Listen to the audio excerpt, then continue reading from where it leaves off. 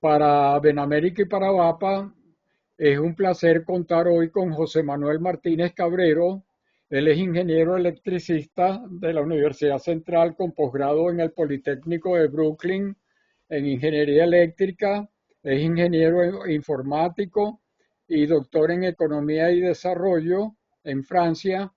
Hizo el programa ejecutivo de desarrollo ejecutivo del IESA, diplomados en gestión de la innovación, gestión de la calidad, formación por competencia y certificaciones PMP en gerencia de proyectos. Trabajó en la CanTV del 65 al 80 en ingeniería de tráfico, instalaciones centrales, planificación tecnológica, estudios de factibilidad sobre fabricación nacional de equipos, jefe del laboratorio de telecomunicaciones desde 1973 al 80, año en que obtuvo el Premio Nacional de Desarrollo Tecnológico de CONICYT. Trabajó posterior como consultor empresarial en organizaciones públicas, OCEI, CONICYT, Banco Central, CONATEL, Ministerio de Comunicaciones y Transporte, CNTQ, Centro Nacional de Tecnología Química, CENEDIC, que es el Centro de Desarrollo e Investigación de Telecomunicaciones, y privadas como consultor de Conindustria de Info en diversas pymes, en la formulación y evaluación de proyectos de mejora, desarrollo y definición de políticas tecnológicas. Es profesor asociado jubilado de la Universidad Central y de la Universidad Católica. También dio clases en el SENDA, en la Escuela de Ingeniería Eléctrica, en la Escuela de Computación, en la Escuela de Ingeniería de Telecomunicaciones, en Ingeniería de Proyectos, Informática y Sociedad, Gestión Tecnológica e Innovación, Gestión de Proyectos y Gestión de Políticas de la Innovación. Participó en actividades de ciencia, tecnología e innovación, es consultor de CONICYT, presidente fundador de AVINTI, Asociación Venezolana de, de Institutos de Investigación Tecnológica Industrial, jefe de Laboratorio de Telecomunicaciones de CanTV. Hizo visitas a múltiples centros de investigación en otros países, participación en la Academia Nacional de Ingeniería y el Hábitat como secretario de la Comisión de CTI desde el 2012 al 2025.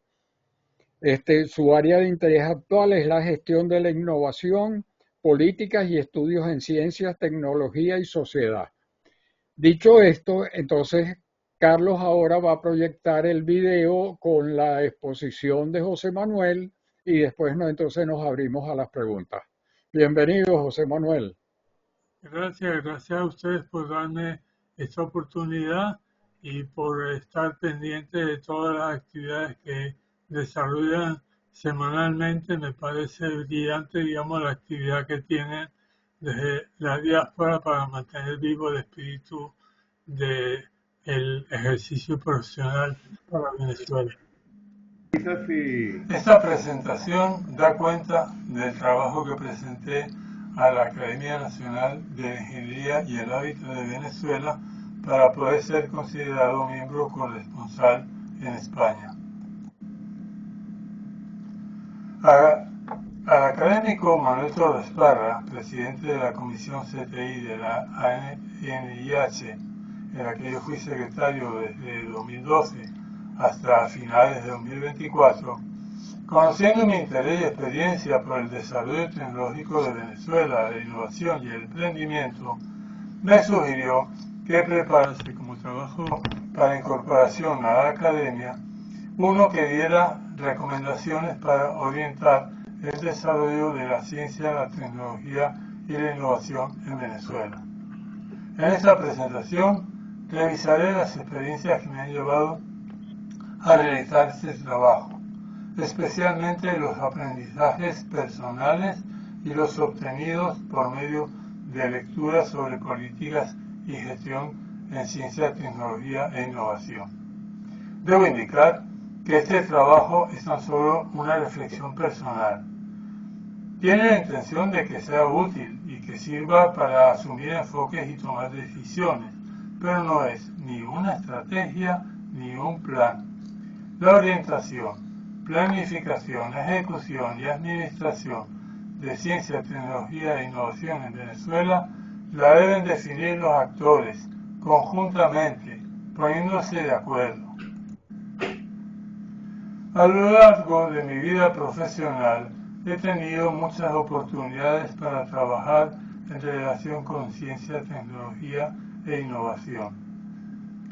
En el periodo 1973-1980 dirigí el Laboratorio de Telecomunicaciones de la CANTV y este grupo recibió el primer Premio Nacional al Desarrollo Tecnológico otorgado por el CONICYT. También trabajé en planificación, promoción, investigación y docencia en CTI.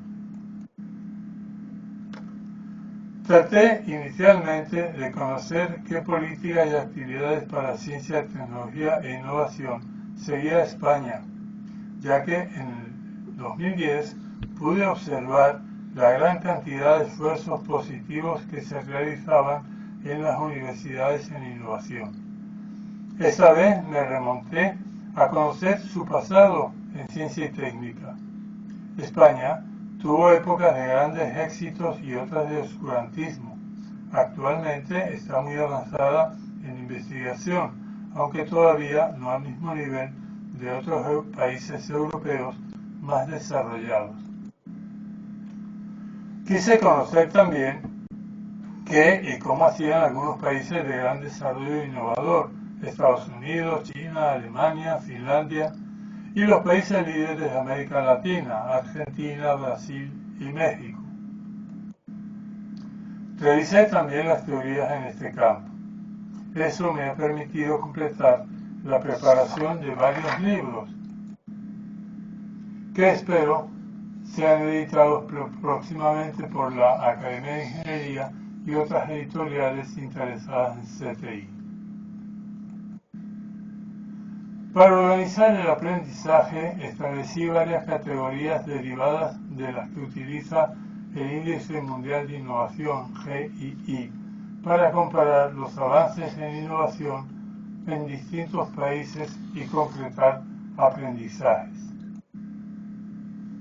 El contexto socioeconómico, político y cultural e institucional es un primer elemento que incluye el modelo de desarrollo y el ambiente regulatorio y legal, el estado de la industria, el nivel de los conocimientos técnicos y científicos. Los aprendizajes logrados destacan que hay épocas de auge y de declive, y que el éxito se consigue cuando hay libertad política y comercial, liderazgo y voluntad política y pactos de los diferentes grupos políticos y económicos. El mercado incluye las características y las necesidades y demandas de la sociedad, su sofisticación, la extensión nacional e internacional y el ambiente para hacer negocios. Este análisis nos ha enseñado que hay que invertir fuertemente, desarrollar empresas innovadoras, transfiriéndoles tecnologías, ser ágiles y tener buena capacidad de investigación.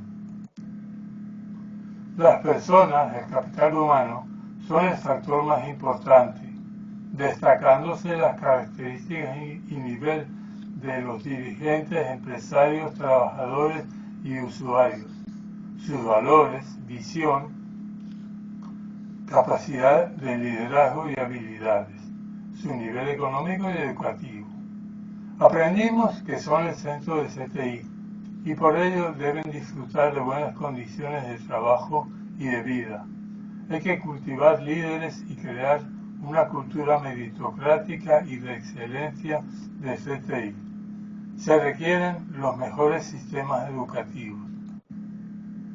Las infraestructuras son las instituciones, organizaciones, legislación, normas existentes y creadas relacionadas con el desarrollo y el apoyo a la ciencia, la tecnología y la innovación. Las instituciones aseguran la necesaria continuidad a las actividades y las políticas en CTI. Su análisis nos enseñó que hay que tener un sistema nacional de ciencia, tecnología e innovación descentralizado y flexible, que vincule el Centro de Planificación, Administración de CTI con los centros de investigación y desarrollo y con las empresas innovadoras, donde la innovación sea una nueva forma de pensar para buscar soluciones. La producción de nuevos conocimientos y aplicaciones innovadoras es otra categoría importante. Es donde se concretan los avances. Hay que reconocer las actividades que se realizan con ese objetivo, los recursos que se dedican y sus impactos en el nivel de desarrollo. Aprendimos que la producción de CTI es lo que permite atender necesidades y conquistar mercados. Hay que proveer importantes medios para desarrollar las capacidades y estimular a las empresas. Una buena gestión de conocimientos e información es fundamental. Por último, la producción creativa en el arte y la artesanía es ahora muy importante porque fomentan la creatividad y la investigación.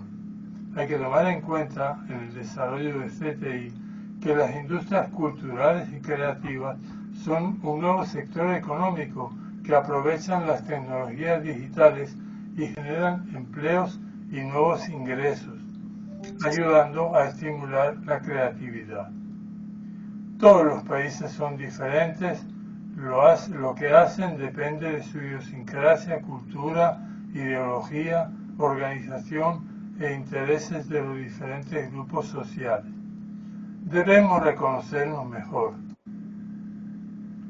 Un sistema nacional de ciencia, tecnología e innovación es una red que vincula a todos los agentes, centros de investigación, universidades, empresas, el Estado, la ciudadanía, que realizan actividades directas de creación de conocimiento, su difusión y transformación, así como actividades de apoyo, formación de personal, consultoría, gestión del conocimiento, financiación, etc. Se siguen estrategias y planes que tienen como base el desarrollo socioeconómico, en el cual la innovación es una nueva forma de pensar y de actuar, básica para crear nuevas soluciones y mejorar la productividad y la competitividad de las organizaciones y del país.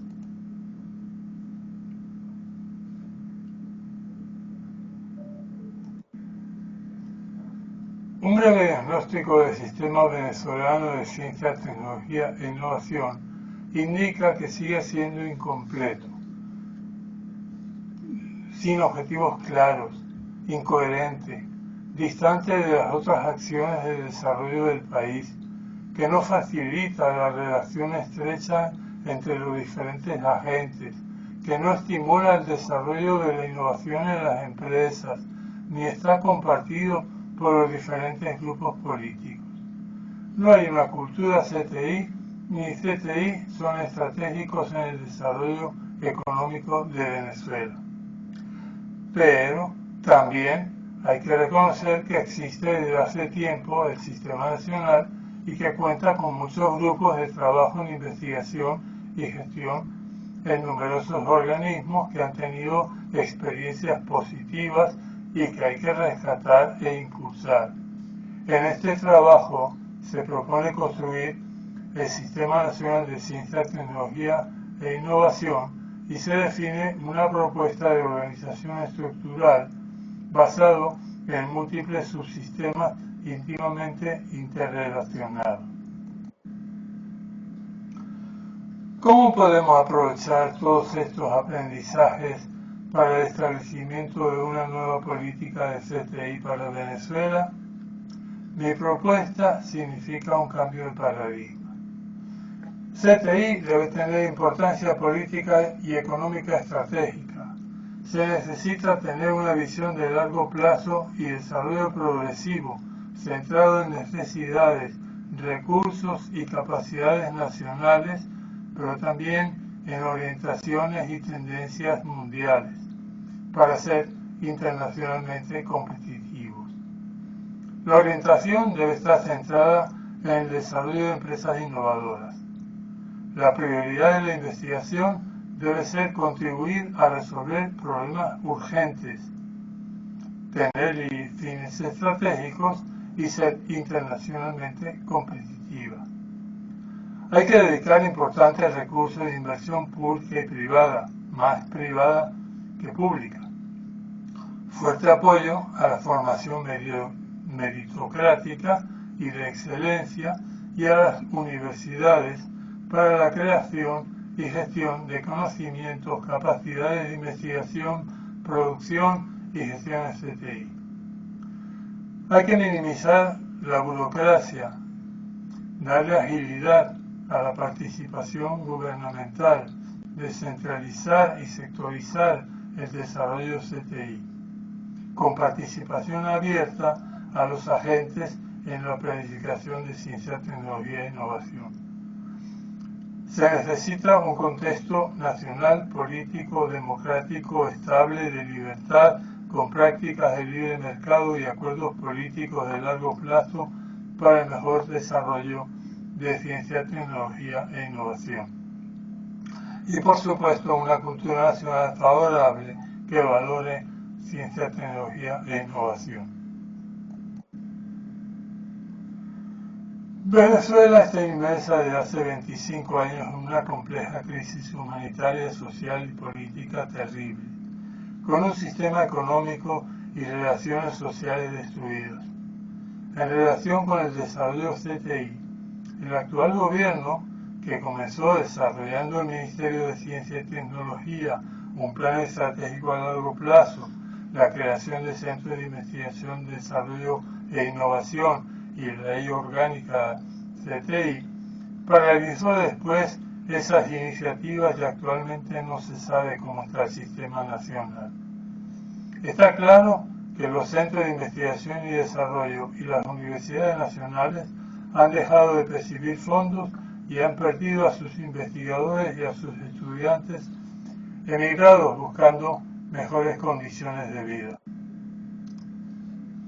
Para comenzar, se necesita entonces hacer un diagnóstico estratégico inicial para actualizar la situación del sistema nacional. Hay que definir una estrategia a largo plazo que relacione el desarrollo del CTI con el desarrollo socioeconómico, que haga de la innovación y el desarrollo tecnológico una importante base económica de alcance nacional e internacional, con una visión de largo plazo compartida. La Ley de Ciencia y Tecnología debe ser actualizada para que sea una base clave para la orientación de las actividades de investigación y desarrollo de la Organización del Sistema Nacional y muy especialmente del estímulo y la participación de las empresas. La institucionalización es lo que asegura la continuidad de las políticas y los desarrollos. Por eso se plantea un nuevo esquema. Se disminuye el tamaño y funciones del actual ministerio. Se descentralizan funciones en consejos regionales y consejos sectoriales de CTI. Se propone crear un nuevo organismo, el Consejo Nacional de CTI, independiente, autónomo, para preparar la Estrategia Nacional de CTI y proponer las políticas generales. Se propone también un Consejo Consultivo Nacional de CTI de muy alto nivel que funcionaría como asesor del Estado en el que participen todos los agentes del Sistema Nacional y también una asociación de centros de investigación, desarrollo e innovación públicos y privados podría facilitar la coordinación e intercambios entre los diferentes centros. La gran necesidad de inversiones en ciencia, tecnología e innovación recomienda crear fondos separados según el destino, fondo para innovación empresarial, fondos regionales, fondos sectoriales, y no hay que olvidarse de la creación de empresas que ofrezcan capital de riesgo.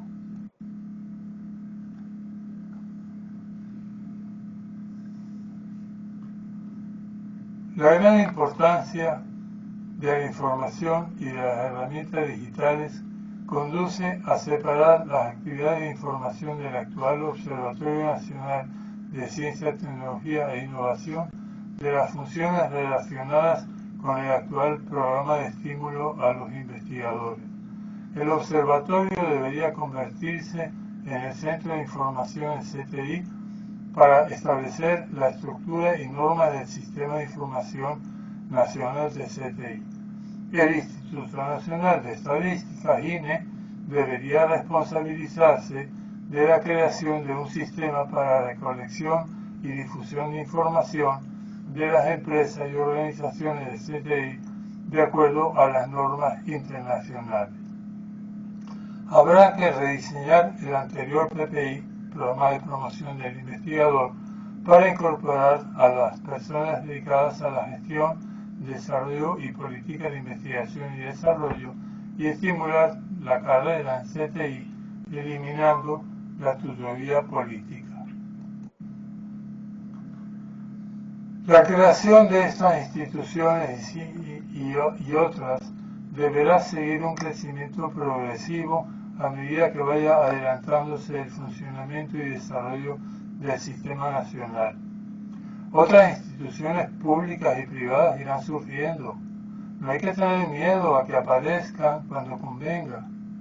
Hay que estimular la diversificación para enriquecer el sistema nacional de ciencia, tecnología e innovación.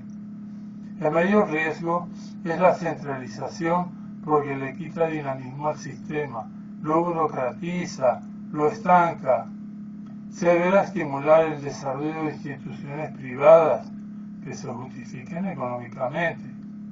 El Estado puede promover visiones para centrar esfuerzos en áreas estratégicas para el desarrollo socioeconómico del país y para solucionar grandes problemas y abrir el campo en sectores cuya rentabilidad inicial sea dudosa.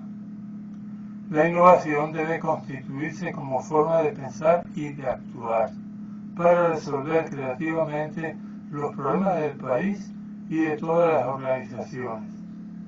Aunque el desarrollo basado en CTI debe tener la mayor importancia, es de prever que en la nueva situación política habrá una gran escasez de recursos, tanto económicos como humanos, que podrán hacer difícil dar prioridad al desarrollo CTI. Pero eso sería un grave error, debido a que estamos en medio de una época de transformación digital, transición energética, ambiental y ecológica de gran dinamismo, que están alterando la forma de trabajo y de vida en muchas áreas. Muchas gracias por la atención prestada. Bueno, muchas gracias, José Manuel. Excelente la grabación, Carlos. Creo que ya podemos abrir las cámaras Sí, y los micrófonos. bueno, Mira, este, hasta ahorita aquí, déjame ver, no hay ninguna pregunta todavía, pero yo te voy a hacer una, tú que estás en España. El, ¿cómo hizo España para desarrollar esto? O bueno, sea, ¿cómo funciona eso allá en España y qué experiencia podemos sacar de lo que ellos tienen? muy bien. Primero y principal, en el año 1986, en el gobierno de Felipe González, el Congreso Nacional aprobó la primera ley de ciencia y eso abrió una gran cantidad de posibilidades. Hay que estudiar toda la historia. Uno de mis libros precisamente hace toda esa relación y a mí me gusta mucho porque como español de nacimiento hice una revisión histórica desde el principio de España y ahí se puede ver cómo en distintos momentos España fue realmente inclusive más exitosa que Europa y en esos momentos es triste ver cómo políticamente decayó. En en el siglo XX, España al principio del siglo se llamó la Edad de Plata de la ciencia española, con premios Nobel, con desarrollos muy importantes, ¿no? en distintos sectores que después también se fueron al diablo, ¿no? Con la Segunda República se retomó un poco, pero no llegaron a lograr las transformaciones más importantes. El régimen franquista acabó con todas las posibilidades, ¿no? Y gran parte de los científicos españoles emigraron, muchos los tuvimos en Venezuela, en México, en Argentina, en Estados Unidos, ¿no? Y entonces con la democracia, en 1986 se dio un gran impulso. Eso desarrolló grandes avances en investigaciones científicas. Hoy día tienen centros de investigación de nivel mundial, con equipamientos, instrumentación de nivel mundial y con visitas de científicos extranjeros que trabajan, por supuesto, en relación con otros centros de investigación internacionales. España publica 12% de las publicaciones científicas mundiales, o sea, un gran nivel. Sin embargo, y ahí donde está uno de los aprendizajes más importantes, eso me ha llegado a las empresas. Tienen empresas buenas, importantes en algunos sistemas. Yo estudié algunos de los sectores, por ejemplo, el sector de nuevas tecnologías fotovoltaicas y energías renovables, donde hay avances importantes, hay exportación, que últimamente, por cierto, está medio cerrada el centro de investigación más importante que crearon en Almería. En la parte aeroespacial tienen importantes avances, inclusive empresariales, trabajan para la NASA, para Boeing y para el ejército español. Pero eso no tiene repercusiones suficientes en el nivel económico. Las empresas no están estimuladas, las empresas están agobiadas por unas reglamentaciones imposibles de cumplir. Yo tengo aquí a mi hijo, comparto oficina con él tiene una pequeña empresita innovadora en áreas de turismo de ocio y es increíble las dificultades que tienen los pequeños empresarios para poder sobrevivir, siendo el 90 y tantos % de la economía nacional. España está creciendo económicamente, según dice Sánchez, más que Europa, pero es a través del turismo. 84 millones de turistas este año. Eso económicamente tiene repercusiones. No compiten con otros países europeos. Un aprendizaje importante es que hay que centrar el avance en ciencia y tecnología para que sean las empresas las que innovan, porque son las que producen beneficios económicos. Uno de mis libros, el que estudié las políticas de distintos países, hace ver que los países más desarrollados, Estados Unidos, China, Alemania y más modernamente Finlandia, el avance de ellos está basado en la innovación en las empresas, la inversión que las empresas hacen en investigación y desarrollo, traducirlas en innovaciones con mercados mundiales. América Latina y España no están en esa onda. Seguimos haciendo investigación, pero no en aprovechar los conocimientos para producir resultados económicos valiosos.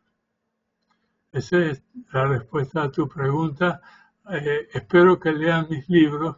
Ya están disponibles en academia.edu y en ResearchGate, y algunos están en el portal de la Academia de Ingeniería. Me faltan dos que están todavía en evaluación. Y los libros son muy largos y por eso hay que ir a estas conferencias para poder transmitir estas inquietudes y que realmente se valore el papel que tiene modernamente la innovación en el desarrollo económico de todos los países. Perdón mi tiempo. No, no te preocupes. Mira, aquí te preguntan si podrías tener ejemplos de los logros actuales en CTI en Latinoamérica. Sí, Ejemplos precisos, digamos, quizá no tengo tantos, ¿no? Brasil es el país líder, por ejemplo, en el aprovechamiento de energías renovables es líder. El aprovechamiento, por ejemplo, del alcohol para los motores de carros, ¿no? Argentina tiene un gran avance en investigación, en cambio en desarrollo tecnológico es menor. Ahora con mi ley hay una transformación que veremos hacia dónde progresa. Por lo menos él está viendo el impacto económico de todo lo que se hace en el país. México tiene ciertos avances, pero son tímidos. O sea, siempre hay gente que están trabajando, hay grupos que están trabajando, hay ciertos desarrollos interesantes, pero que no tienen de nuevo efecto económico fundamental. Brasil en la parte del petróleo ha avanzado muchísimo, muchísimo. Yo tuve un viaje a Brasil en 1979 al Centro de Investigaciones de Telecomunicaciones y cuando yo les pregunté cómo querían que Venezuela les ayudase, me dijeron, véndanos petróleo porque lo traemos del Medio Oriente. Hoy día Brasil tiene un desarrollo petrolero eh, muy acelerado, costa afuera, mucho mayor del que está a más velocidad que la que tiene Venezuela, ¿no? Y eso está apoyado por investigación y desarrollo tecnológico propio. Ellos en el área de telecomunicaciones tenían un avance increíble. Estaban desarrollando fibra óptica tercer país del mundo. Estaban desarrollando centrales telefónicas electrónicas. Toda una industria electrónica, años principios de los 80. Después eso se cambió, se anuló, este, y entonces esos vaivenes políticos, inclusive en sistemas democráticos también, hacen muy difícil que haya continuidad, que haya progreso y que se relacione bien con la industria y con un desarrollo económico. Evidentemente se necesitan muchos años para poder estar a nivel de otros países, pero tiene que haber una continuidad en el desarrollo y por tanto tiene que haber planes a largo plazo acordados políticamente, igual que pasaba en petróleo en la época de la democracia. Y eso lamentablemente no ocurre, no ocurre en España, no ocurre en América Latina, entonces bueno, seguiremos siendo atrasados. Posibilidades tenemos muchísimas, muchísimas. Tenemos agua, tenemos sol, o sea, tenemos una cantidad de beneficios, agricultura increíble también, que son cosas que no tienen los países actualmente más avanzados. Eso lo comentaba en una reunión un ministro brasileño. Este, entonces, ¿cómo explotamos eso para poder ponerlo a valer y poder exportar esas capacidades y desarrollar unas capacidades crecientes? Bueno, aquí hay otra pregunta. Importante propuesta, José Manuel. En el año 2000, las propuestas de Edward de Bono sobre el pensamiento lateral y los sombreros para pensar fueron incorporadas en todo el sistema educativo chino, lo que resultó en una inmensa transformación cultural que está dando sus frutos en el impresionante desarrollo de CTI en China. Dado el estado de pauperización del sistema educativo en Venezuela, ¿qué acciones inmediatas debería ejecutar el gobierno de la libertad para transformar el sistema educativo venezolano? La gran pregunta. Mira, bueno, hay que cambiar el sistema educativo y eso es bien difícil. Eso es bien difícil, ¿no? Yo estoy ya jubilado por la Universidad Central, 25 años de docencia. He intentado hacer una cantidad de esfuerzos en relación de la universidad con las empresas, imposible. Sigo en la Academia de Ingeniería, soy miembro de la Comisión de Educación Superior, donde esa discusión pues es continua. estamos relacionándonos con la Universidad Central, con los nuevos decanos, pero es que hay, primero que la universidad está hundida tan totalmente que ellos no tienen ahora capacidad ni para imaginarse el futuro ni el presente, ¿no? Entonces es muy difícil. Y hay una cultura que no es favorable a esas transformaciones. Es una lucha muy dura. ¿Qué podemos recomendar? Hay que transformar totalmente el sistema educativo. Hay que cambiar totalmente los métodos. Hay que desarrollar proyectos en los que los estudiantes, las empresas y la universidad trabajen conjuntamente. Y hay grupos en las universidades que están trabajando en esa dirección, pero como de costumbre son grupos aislados que no tienen el apoyo fundamental ni transformador para cambiar las formas de trabajo normales, ¿no?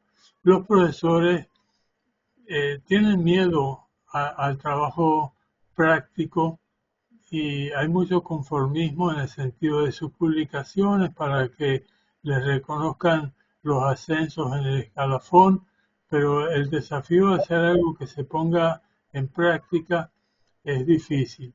Yo tuve experiencias cuando estaba en el laboratorio de telecomunicaciones porque yo contraté 3 proyectos, uno a la Escuela de Física de, de la Universidad Central, otro a la Escuela de Eléctrica y otro al Centro Tecnológico de la Universidad de Carabobo. 3 proyectos concretos. Bueno, hay unas aventuras importantes, las dificultades tan grandes que tienen por falta de infraestructura, por falta de métodos, los métodos burocráticos impiden el contratar técnicos, el comprar las cosas. Entonces hay que cambiar totalmente el enfoque universitario.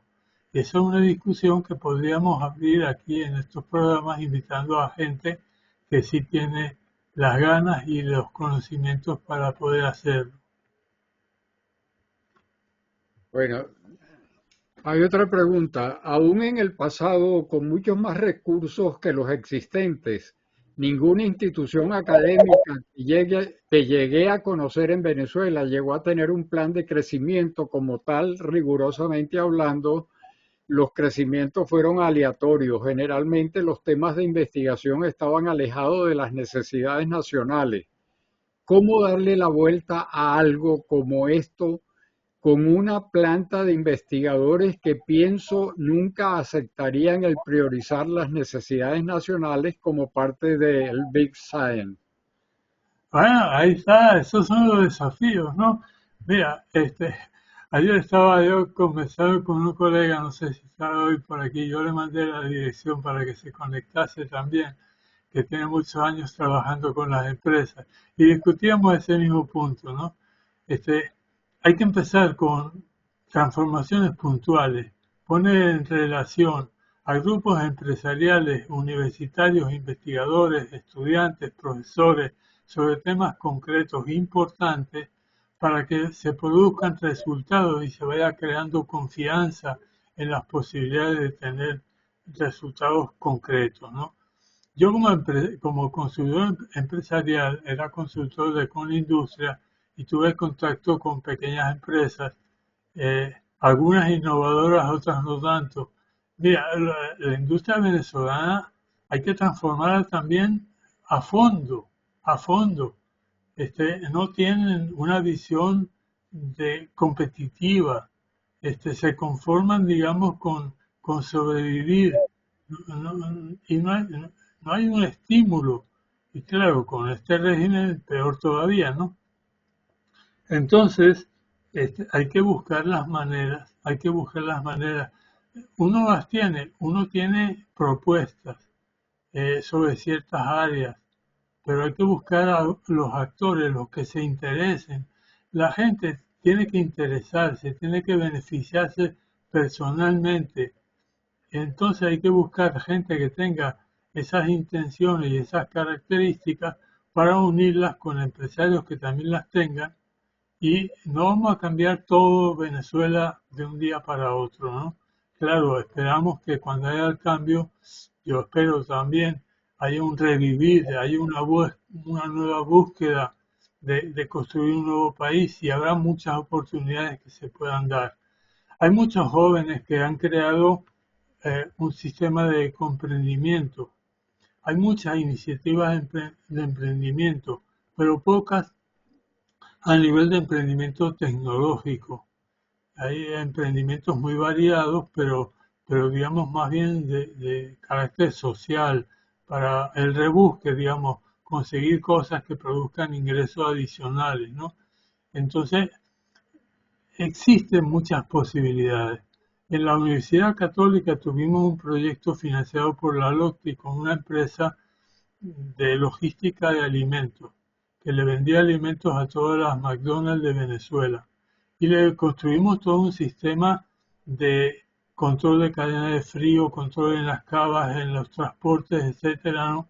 Con gente de la universidad, estudiantes y profesores universitarios, ¿no? Entonces eso se puede ampliar. Hay que buscar la gente que quiera hacerlo, estimular a la gente que quiera hacerlo y facilitarle la vida. Por eso la LOCTI es un instrumento fundamental que produjo resultados, no todos los necesarios, ¿no?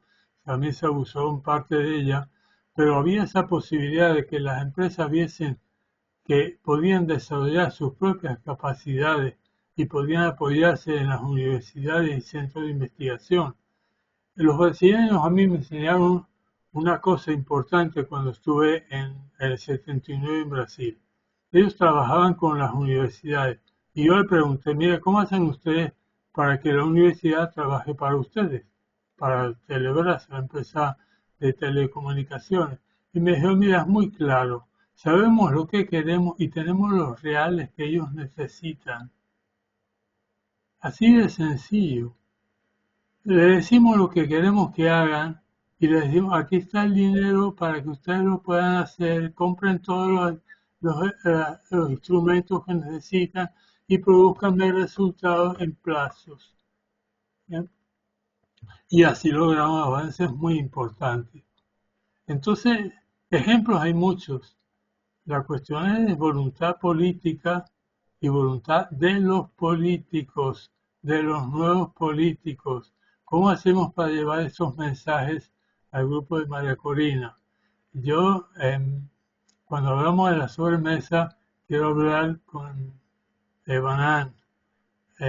Como te dije, yo le entrevisté cuando estaba el presidente Da Vinci y él estaba en Internet, así que me enseñó todo cómo se había creado Internet a partir de la gente que estaba en el IBIC. Entonces, Evanán, tú me estás escuchando, tú eres el individuo clave para que hagamos una reunión política con el grupo de María Corina. Tengo una presentación nueva, distinta, con un enfoque más político.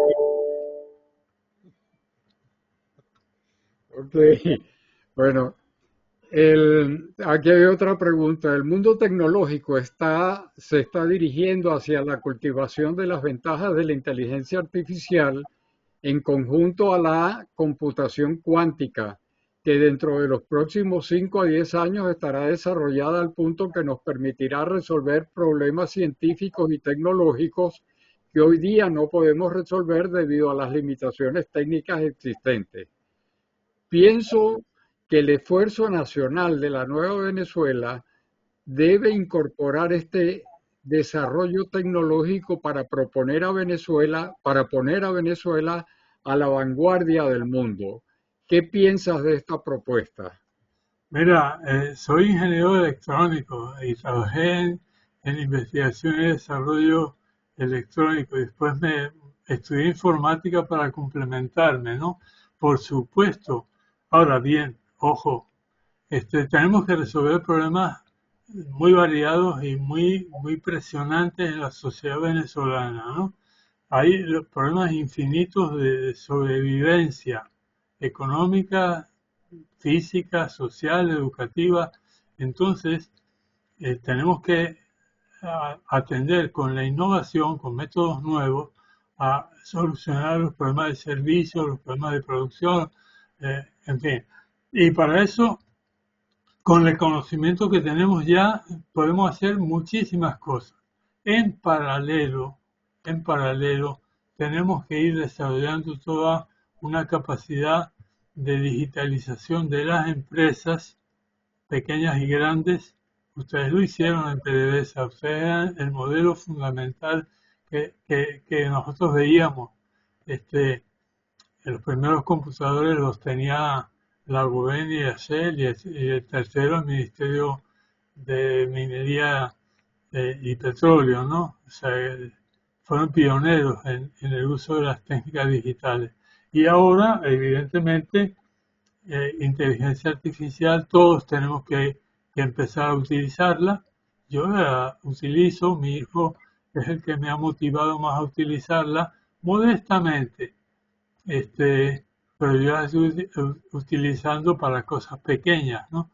En la Academia de Ingeniería tenemos varios grupos dedicados a esto, entonces es un desafío, hay que organizarse y hay que empezar ya.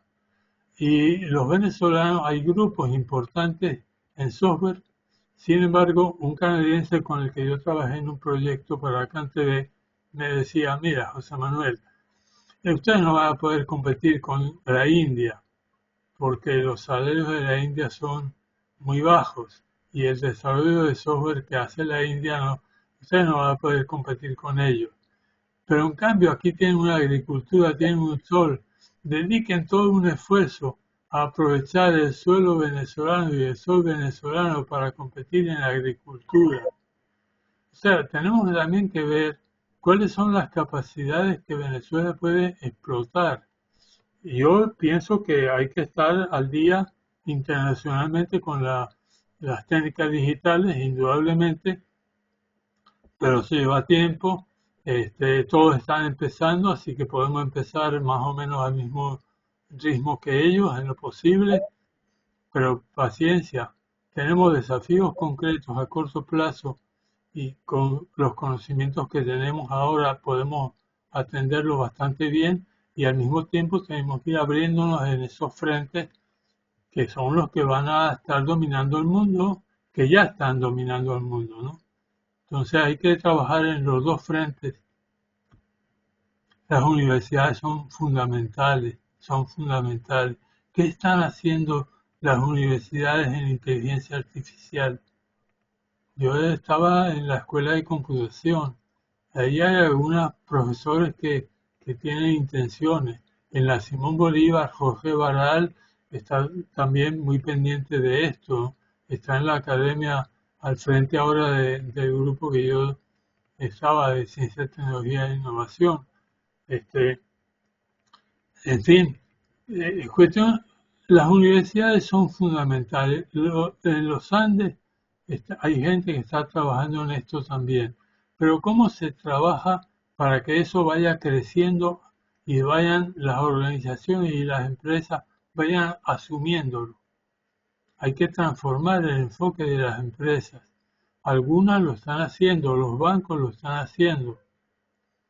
Hay que orquestar todo un nuevo enfoque integral, necesariamente, que no sean polos, que es lo que ha pasado en Venezuela siempre. Son polos donde siempre estamos al día en todas las áreas, pero no en todo el país.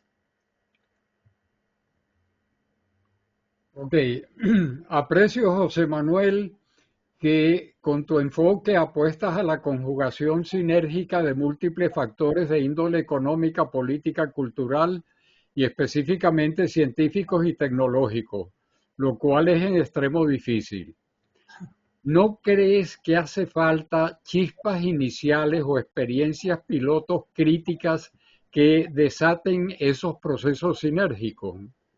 Sí, sí. Ahora, mi aprendizaje desde mi posgrado en Economía del Desarrollo y después cuando vine a Venezuela, que estuve 11 años dando una clase que se llamaba Informática y Sociedad, junto con un computista y una socióloga, aprendí y ratifiqué en mi estudio sobre España, el estudio histórico de España, que todos esos elementos se conjugan y funcionan simultáneamente.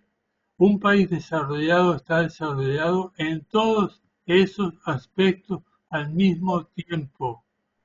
Y no puede haber un desarrollo científico si no hay un desarrollo político y si no hay un desarrollo económico y un desarrollo cultural. Entonces, evidentemente, eso es difícil. Se necesita liderazgo que entienda eso. En España hubo reyes líderes, Felipe II, Carlos III, los reyes católicos, ¿no? Y cuando los árabes en Córdoba, esa visión integral tienen que tenerla los líderes para estimular los distintos frentes. Ahora bien, como muy bien dicen, la chispa, siempre que, ¿cómo prendemos ese fuego? Bueno, tiene que haber esa chispa.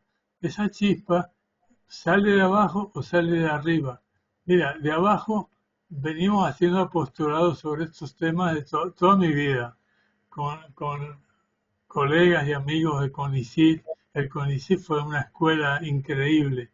Sin embargo, no logró todo lo que se pretendía.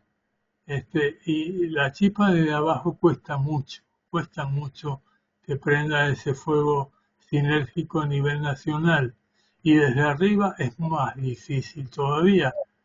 Ya que algunos colegas se metieron a diputados, inclusive en la época democrática, a ver cómo podían influir desde el Congreso, y no pudieron tampoco, ¿no? Nuestros políticos tienen que cambiar, y si no cambian estamos jodidos.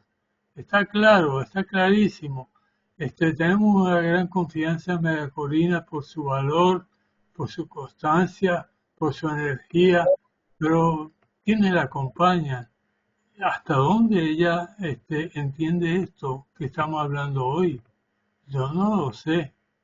Yo tengo mucho respeto y es ingeniero, hasta dónde la ingeniería innovadora la entiende y es capaz de ponerla en práctica y apoyar a los que la pueden poner en práctica, ¿no? Veremos, ¿no? Evanán, tú tienes la palabra para hacer esos puentes. En fin, esos son los grandísimos desafíos. Y fíjense una cosa, yo entiendo esos desafíos. Yo me fui a estudiar economía de desarrollo porque a nosotros nos echaron de la CanTV en el año 80. Echaron a un grupo y el otro grupo renunciamos porque éramos muy orgullosos y creíamos que íbamos a vencer por tercera vez.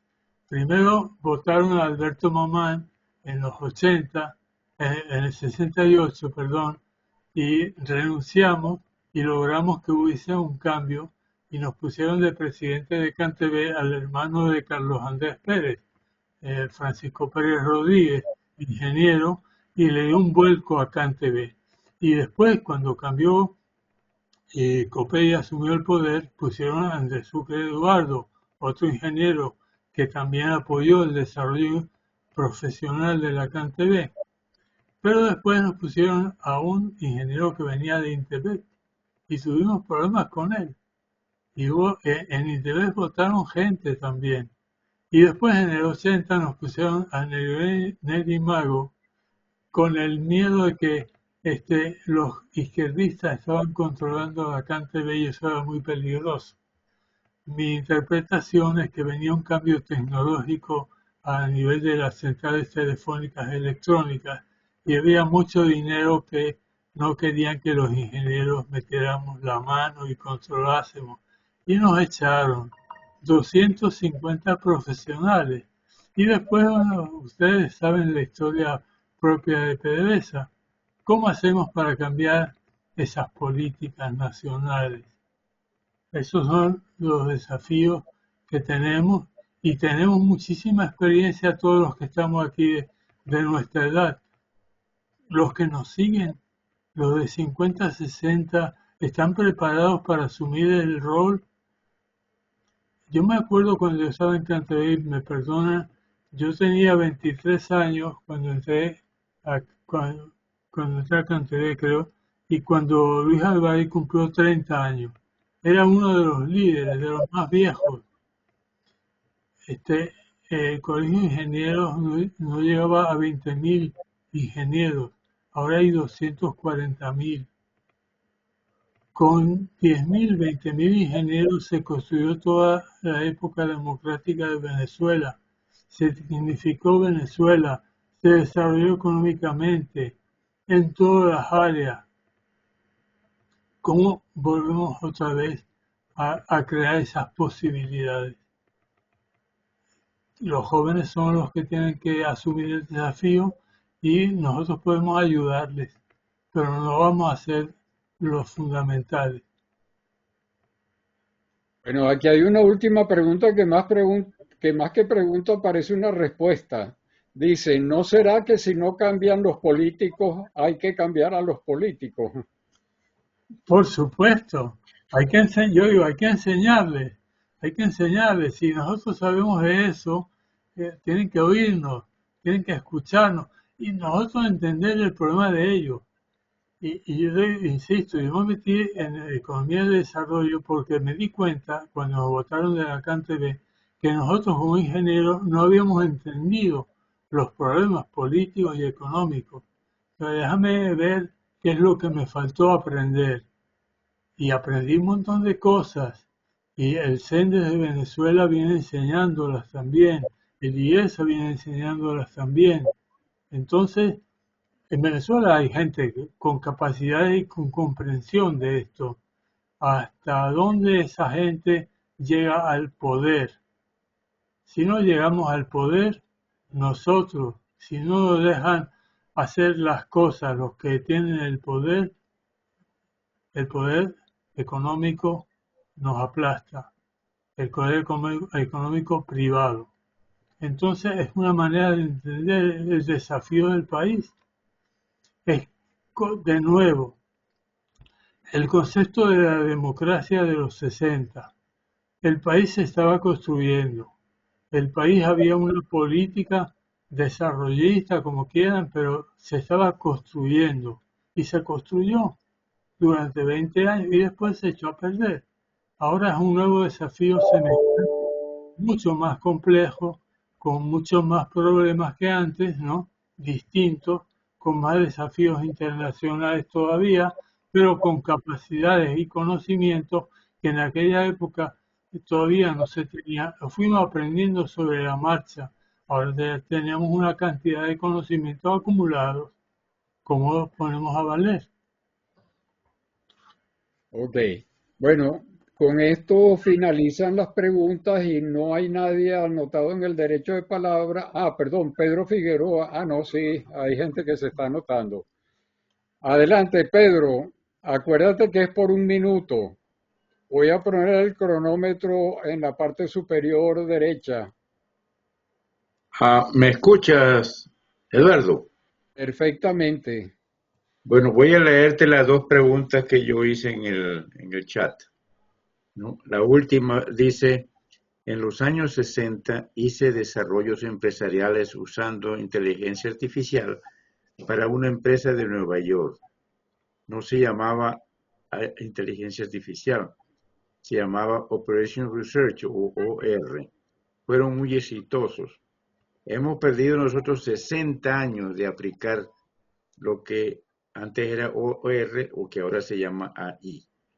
La pregunta para el amigo es, sinceramente, le agradezco enormemente que haya dedicado tanto tiempo de su vida a algo tan importante para Venezuela. Me hizo recordar varias veces a Fernández Morán y el CONICYT, ¿no? La pregunta es, ¿usted dónde involucra en su esquema a las entidades de ayuda humanitaria mundiales como el Rotary, León, United Colombia, etcétera, etcétera, que hacen proyectos prácticos con criterio empresarial para ayudar a las comunidades? Mira, entonces, busquémoslas. O sea, hay un montón de problemas humanitarios que hay que resolver. Que tenemos que hacer equipos mixtos con todos esos grupos y con todas las capacidades nuestras, jóvenes y mayores, ¿no? Y yo creo que esa es una vía inicial importante, en donde para mí la innovación está en nuevas formas de pensar, sea, tenemos problemas. Hay técnicas que se pueden aplicar, pero hay que resolver los problemas enfrentándose a ellos con velocidad, con maneras de pensar activas. Entonces, busquemos a esas organizaciones, traigámoslas para acá. Venezolanos en el mundo hay muchos. Mira, en el área educativa, yo me comuniqué con una profesional que está en Boston, Natera de apellido, de una conferencia en Fede Cámaras. Yo busqué la manera de conseguir su dirección de correo y me comuniqué con ella, la invité para una conferencia en la Academia de Ingeniería. Ella tiene toda una cantidad también de experiencias de apoyo norteamericano al desarrollo educativo moderno en América Latina. Traigámosla. Yo le mandé la presentación a ella, la invitación. Y hay tanta gente, todos los grupos que está organizando la diáspora. Busquemos esas relaciones, busquemos esos contactos. Una vez que tengamos el poder, traigámoslos, van a venir encantados y pongámosle contrapartes y vamos a andar resolviendo esos problemas. Los curas tienen apoyos muy importantes para emprendimiento. Ahí yo estuve en algunos de esos talleres. Hay capacidades importantísimas, la Universidad Católica también. Entonces, posibilidades inmensas tenemos. La cuestión es cómo los organizamos. Y de nuevo, liderazgo y organización real. Son los tres elementos fundamentales que hay que lograr coincidir y personas activas que deseen participar en eso, que tengan ya cierta experiencia y mucha pasión, mucha voluntad para poder contribuir a lograr esos desarrollos. Por supuesto que muy buena tu pregunta y bueno, ¿qué podemos hacer nosotros para que otros que están metidos en esos temas sean los que se involucran? Bueno, tiene la palabra Erwin Mayorga. Un minuto, Erwin. Muchas gracias, buenos días. Excelente presentación, don Martínez. He estado a la expectativa de esta presentación, ya que a mí me interesa mucho. Rápidamente, lo que quiero decir es que yo soy un producto de lo que fue lo que hizo PDVSA para ser lo que soy yo hoy en día. Inicié Gran Mariscal de Ayacucho, en Parabén, y luego me mandan a estudiar a la Universidad del Zulia para un posgrado. Saco mi tesis en la IBM en esa época, cuando estaba apenas comenzando en el 90, la inteligencia artificial. Fui a Caracas, me instalé en la IBM y desarrollamos con el apoyo de PDVSA y Universidad del Zulia y IBM un programa de sistema experto. O sea, lo que quiero... Erwin. Ajá. Ok. ¿Cuál es la pregunta? La pregunta sencilla es que pienso yo que es necesario, y la pregunta es que si está en mente crear un sistema parecido a lo que me llevó a mí a llegar a donde llegué yo. Porque eso es la verdad, la realidad de la vida. Es que tú tienes que agarrar muchachos jóvenes, desarrollarlos, pero tiene que haber identidad. Entonces la pregunta es, ¿piensa usted que tiene que haber algo parecido a lo que fue PDVSA? Algo parecido a lo que fue el Mariscal de Ayacucho, como dices. Antes, las universidades financiaban a los mejores estudiantes posgrados, ¿no? yo salí a Estados Unidos precisamente financiado por la Universidad Central, por el CSH, ¿no? Y después el CONICYT fue el que me financió cuando fui a estudiar en Francia, ¿no? Evidentemente siempre en Venezuela ha habido muchísimas oportunidades de que la gente joven saliese y se formase. Y por eso es que vemos ahora que internacionalmente los ingenieros venezolanos tienen capacidades para estar en cualquier país del mundo, siempre que les dejen trabajar, claro, cosa que no es tan fácil aquí, por ejemplo, en España, ¿no? Pero estamos a la altura de cualquier país del mundo. Por supuesto, próximamente se va a necesitar un esfuerzo mucho mayor, porque las universidades están destruidas. Los estudiantes estaban deseando graduarse para irse, y estudiaban posgrados para irse. Y bueno, eh, hay una deserción muy grande. Entonces hay que hacer un esfuerzo gigantesco para la formación de las nuevas generaciones, ¿no? La educación básica es fundamental. Hay que cambiar Venezuela completamente, como todos ustedes discuten y saben muy bien. Entonces, ¿qué podemos hacer nosotros, sobre todo ya jubilados en España, trabajando aquí en un pueblito donde menos mal que tengo fibra óptica y puedo estar por internet y me divierto leyendo y escribiendo, ¿no? ¿De qué manera, salvo estas charlas, de qué manera podemos contribuir nosotros, los que estamos fuera, los que regresen, o desde fuera, qué podemos hacer? Y ese es un desafío muy grande que todavía no está resuelto, a pesar de que la diáspora se ha venido organizando, sin embargo falta mucho todavía. Otros países han manejado sus diásporas de manera mucho más eficaz. Los chinos, por ejemplo. Cuando yo estaba en Estados Unidos o en Francia, mis compañeros eran chinos, japoneses, hindúes, y ellos regresaban, persas, iraquíes, iraníes, o sea, la mayoría de mis compañeros eran extranjeros y los nacionales eran minorías realmente, pero ellos regresaban y tenían apoyo y tenían una organización que los conducía. Entonces, eso todo es un problema de organización y institución. Entonces, bueno, son desafíos que tenemos que acometer. ¿Podemos aportar algo? Sí, pero ¿quiénes son los que mandan? ¿Quiénes son y dónde está el poder? Esos son los que tienen que tomar las decisiones. Ok, tiene ahora la palabra Evanán Romero. Bueno, perdón, José Manuel, te felicito por tu charla. Yo puse un granito en oír de parte de Venta tu excelente trabajo y ponerte en contacto con Eduardo, lo cual me satisface pues que haber contribuido a esto. Mira, yo creo que la oportunidad es ahora.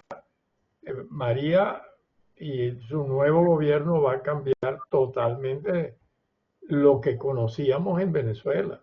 Y en esta área no es diferente a lo que vamos a hacer en energía, en petróleo, en educación en general. Yo creo que es muy oportuno pues tu mensaje y el trabajo que tú estás haciendo, porque va a ser la oportunidad de implantarlo. Ellos lo vienen haciendo en pequeña escala ahorita en Caracas, con todas las dificultades. Así que ten el optimismo de que la oportunidad va a ser muy pronto. Y yo obviamente que soy optimista. Ayer la oía en una charla y yo creo que las cosas se están acelerando. Y es muy posible que muy pronto tu servicio, tu asesoría va a ser muy útil. Gracias, José Manuel. Un placer volverte a ver. Gracias a ti, Evanán. Mira, Evanán, mándame tu correo para que nos comuniquemos directamente y podamos coordinar acciones. Bueno, ¿a dónde lo envío? Se lo pido a Eduardo, tranquilo, nos Ok, comunicamos. Ok.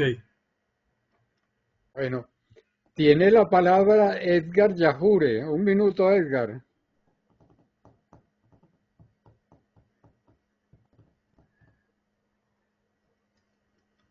Edgar, abre el micrófono. Tengo aquí, ajá, sí. Eh, ¿qué tal? Simplemente quería llamar la atención sobre lo siguiente. En la respuesta que le da José Manuel a mi pregunta, que fue quien hizo la observación sobre la importancia de estas experiencias piloto, de estas chispas iniciales que enciendan un movimiento mayor. En algún momento pareciera que José Manuel me dice: no, pero es que hacen falta líderes políticos y hacen falta toda una cantidad de factores, etcétera. Como si yo hubiese argumentado en contra de eso. Y es todo lo contrario. Precisamente por la dificultad que existe de conjugar la intervención de líderes políticos con gente que tiene conocimientos tecnológicos de punta, con empresarios que necesitan esas innovaciones, con un mercado que demanda esas soluciones a ciertas necesidades, precisamente por la dificultad que existe para conjugar todos esos factores tan diversos, es que son importantes esos elementos, esos chispazos críticos, que por cierto, me atrevo a poner un ejemplo muy rápidamente de una experiencia que se vivió en los años 80, donde por cierto participó Evanán Romero, que estaba en la industria petrolera, estaba César Peñavigas en la Universidad Tecnológica del Centro, participó allí Roger Nava, Tiempo, participé yo Yahoo. en una conversación y allí se logró conjugar un conjunto de factores que permitieron impulsar una serie de experiencias innovadoras con participación de las universidades y de la industria petrolera en esos años 80. O sea, lograr la conjugación de esos factores diversos en experiencias críticas que demuestren que sí es posible impulsar las innovaciones, creo que eso es clave y eso es lo que quería subrayar. Gracias, José Manuel, etcétera. Bueno, tiene la palabra Carlos Sánchez y como no hay más nadie en el derecho de palabra, entonces pasamos a la sobremesa y de una vez Carlos cierra. Adelante, Carlos. Mi pregunta es muy concreta, José Manuel. Si el nuevo gobierno te diera el poder para empezar a trabajar en tu propuesta, ¿cuáles serían tus tres primeras medidas políticas para empezar el cambio? No medidas técnicas, políticas. ¿Cuáles serían esas tres medidas? Tres o cuatro o una, la que sea. Pero ¿cuáles serían esas medidas necesarias? Sí. Esa pregunta me acuerdo que la aprendí con mi querido Luis Alvaray cuando estaba yo jovencito. Esa es la clave, ¿no? ¿Cuáles son las medidas? Porque si tienes el poder, ¿qué vas a hacer? Primero es la conversación. La primera medida es poner a la gente, unir a la gente. O sea, de qué manera discutimos y nos ponemos de acuerdo en qué cosas vamos a hacer. O sea, yo no creo, digamos, que esto se pueda resolver por que alguien ya se las sepa todas y diga exactamente lo que hay que hacer, ¿no? Segundo, la parte institucional. El Ministerio de Ciencia y Tecnología hay que rediseñar completamente. O sea, hay que cambiar todo eso y la ley de ciencia y tecnología hay que revisarla y ponerla a funcionar de nuevo. O sea, necesitamos dinero, gente y definiciones de política, ¿no? Entonces, ¿cuáles son las políticas? Bueno, ahí hay muchísimas. ¿Cuáles son las primeras? Resolver los problemas más urgentes es lo primero que tenemos que hacer, aplicando el conocimiento, la innovación, uniendo a la gente para que se resuelvan esos problemas, y por ahí empezar. Y mientras tanto, tener grupos que vayan organizando el sistema nacional. Existen muchos grupos en las universidades y centros de investigación, por eso digo, hay que conversar. En agricultura hay una cantidad inmensa de recursos y de gente preparada, pongámoslo a valer. O sea, poner a valer todo lo que existe, eso es lo primero. Transmitir ese espíritu positivo de que ahora estamos en capacidad de transformar el país y hacer un país mejor. Yo creo que si no se empieza por eso, lo demás es paja. Entonces, que haya una corriente positiva que le llegue a todos, que el apostolado se convierta realmente en una reacción en cadena y que todos se sientan responsables de su papel para mejorar el país. Para mí esa es la primera acción. Las universidades, la parte educativa es fundamental.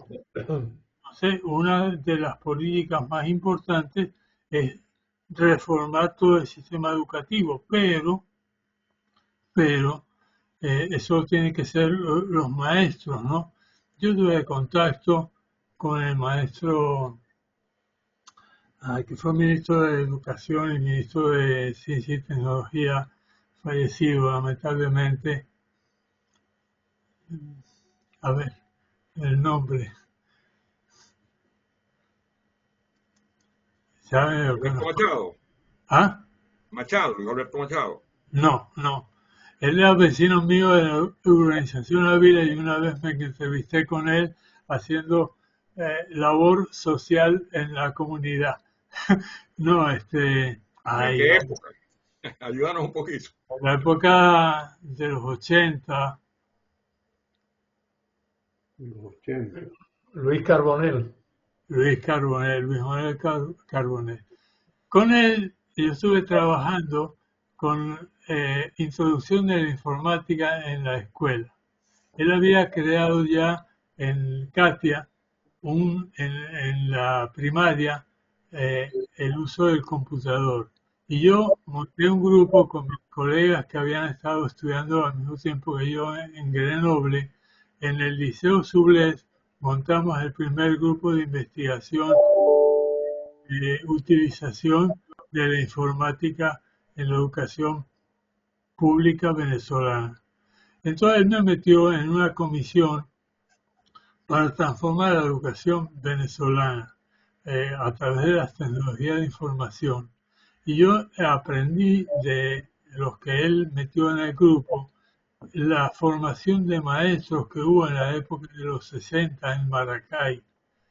Entonces, la democracia hizo un esfuerzo gigantesco de formación de maestros y salió gente brillantísima que después de 20 años o 30 años todavía transmitían el esfuerzo que se había hecho para la formación de maestros. Eso hay que volver a hacerlo. O sea, la educación venezolana tiene que cambiar en la formación totalmente de la educación, pero si los maestros no cambian la educación. Entonces, han habido iniciativas a lo largo del tiempo importantes de educación activa en distintas escuelas públicas y privadas, ¿no? De nuevo, esa tiene que ser otra de las políticas prioritarias del nuevo gobierno, ¿no? Y existen esos precedentes. Entonces, existe gente que vive todavía, más jóvenes que nosotros, que se formaron allá. Hay que buscarlos, hay que ver cómo se transforma y cómo se moderniza, porque no es copiar los métodos. Ya la educación ha cambiado muchísimo, ¿no? Sobre todo con las tecnologías de información, cómo utilizarlas en la educación. Entonces, evidentemente, por donde nos metamos, vamos a encontrar desafíos interesantísimos, atractivos. O sea, eso es lo que yo veo como un elemento fundamental. Hacer que se conviertan los desafíos en un atractivo intelectual y práctico, realista, que uno se sienta cómodo, a gusto, tratando de desarrollar con los conocimientos y capacidades que tiene los desafíos y enfrentar a lograr esa transformación y esa modernización. Y yo creo que el venezolano está siempre muy dispuesto a ese enfoque. Y los jóvenes lo verán con muchísimo gusto, claro, pero una complementación nuestra que ya hemos vivido cosas semejantes ayudaría mucho. Esos grupos mixtos intergeneracionales de los de 30, los de 50 y los de 70 para arriba, creo que es parte de, digamos, de la estrategia que tenemos que desarrollar para poner a valer todas nuestras capacidades. Bueno, tiene la palabra Pedro Figueroa. Escucha, Eduardo. Sí, un minuto, Pedro. Ok. Yo creo que esa chispa inicial que mencionaba el amigo Edgar Yajure está en el colega Martínez y Evanán Romero. Ojalá que ellos dos convenzan a VAPA para que VAPA se involucre en ese proyecto. Yo creo que entre tantas instituciones en el mundo, en los 4 continentes que he visitado, encuentro a VAPA como la más idónea, pensando en Venezuela y en el caso específico de la industria petrolera, podría afiliar esa pelotita. Bueno, qué bueno que tienes al presidente de VAPA aquí. Tiene la palabra Ervin Mayorga. Ervin, un minuto, por favor. Rapidito, gracias. María Corina Machado y su equipo, Evanán Romero lo ha dicho, que se quiere convertir Venezuela en el hub energético de América, y eso es positivo, yo totalmente de acuerdo. Pero también le agrego algo adicional. El quien tiene control de la tecnología tiene control de su futuro. Dicho eso, pienso que también se debe hablar de tener Venezuela como el hub tecnológico de América. Estoy siendo agresivo en esto, pero es porque lo que les digo, si no tienes control de tu propia tecnología, no vas a tener control de tu futuro.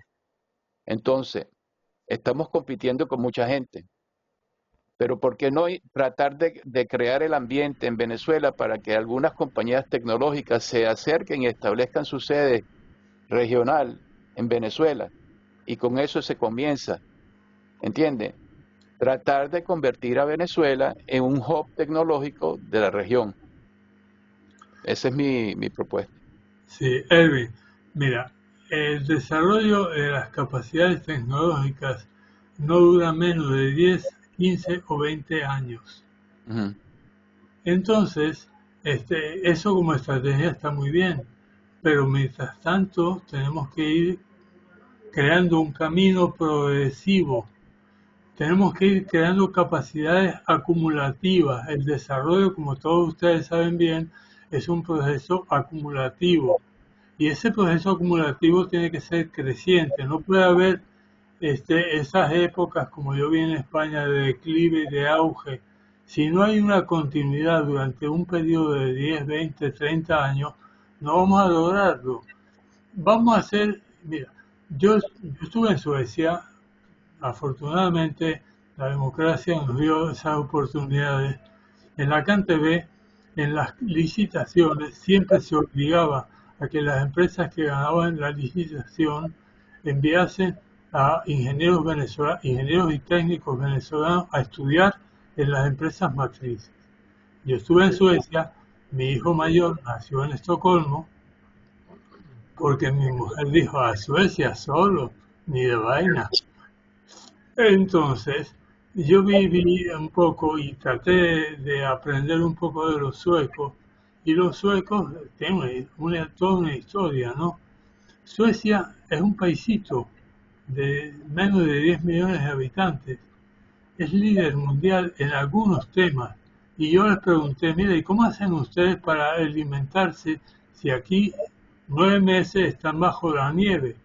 Mira, nosotros somos líderes en algunos temas, acero especial, telecomunicaciones, y compramos la comida en el Mediterráneo, que son los que tienen un sol estupendo. Entonces, tenemos que ver qué hub es el que nos interesa hacer a nosotros. Hub tecnológico es una vaina muy grande. En algunas tecnologías tenemos recursos minerales estupendos. ¿Cómo los aprovechamos para hacer un hub en esos recursos minerales, no? se intentó, pero ahora hay una nueva onda, ¿no? Y de nuevo, inteligencia artificial, tecnologías digitales, conocimiento. O sea, tenemos que buscar especializarnos en lo que sea, lo que nos dé posibilidades competitivas mundiales, no en cualquier cosa. Yo soy ingeniero electricista, he trabajado en eficiencia energética, uno de mis libros premiados por la Academia es Eficiencia Energética. Me metí un poco con el tema de energías renovables, ¿no? Venezuela tiene beneficios de sol, de viento, de agua, de petróleo, de gas. O sea, tenemos todas las posibilidades, ¿no? ¿A quién le vamos a vender eso? A Colombia, a Brasil, a las islas del Caribe. Ya con eso tendríamos suficiente. Bien. Un hub eléctrico es una palabra muy grandiosa. Yo soy más modesto, o sea, pongamos en práctica lo que podemos hacer internamente primero, que podemos todavía hacer muchas cosas, y después vamos a ver cómo exportamos esas capacidades y cómo hacemos que esas capacidades crezcan. ¿Cómo hacemos que crezcan? Estoy Entonces, totalmente de no acuerdo. no comprando, como hicieron el régimen, comprando eolitos que después no sirven para nada, aprovechando el viento de punto fijo y el viento de la Guajira, eso no sirve para nada. ¿Por qué no hicieron negociaciones de desarrollo de las capacidades nacionales en ese aspecto? Y las universidades son las que tienen que desarrollar esas capacidades primero, para tener Sí. gente que conozca a fondo de esas tecnologías, que no son tan sencillas, ¿no? Sí. Entonces, Hay- mira, se necesita un proceso creciente, progresivo. Yo estoy de acuerdo contigo totalmente en lo que dijiste, el que domina la tecnología es el que domina la economía. Totalmente de acuerdo, toda mi vida lo he pensado y por eso me metí en ese camino. Pero eso lleva tiempo y tiempo, continuidad y esfuerzos continuos, desarrollo de capacidades continuamente. No es solamente decirlo, es ponerlo en práctica. Bueno, No, tiene la palabra María Virginia Valenzuela. Un minuto, María Virginia.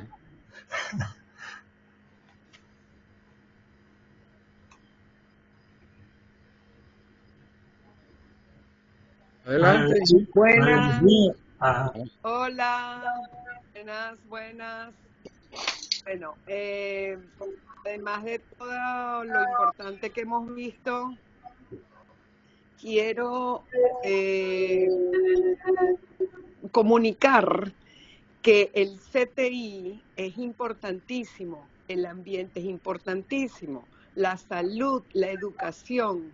Entonces, el llamado es a que cuando tengamos la visión de conjunto, la visión de gobernanza, la visión general, todos creemos una red donde todos estemos conscientes de la transversalidad de cada uno de los factores y cómo nos afectan a todos.